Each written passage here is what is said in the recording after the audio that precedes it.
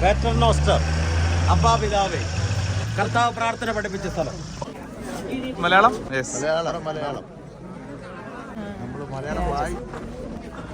യേശുവിന്റെ കാലഘട്ടങ്ങളിൽ ഇതെല്ലാം ആയിരുന്നു. ഒലിവ് തോട്ടങ്ങളായിരുന്നു ഇവിടെ എല്ലാം. ഒലിവല്ല എന്ന് വരാൻ കാര്യം ഇവിടെ ധാരാളം ഗുഹകളുണ്ടായിരുന്നു.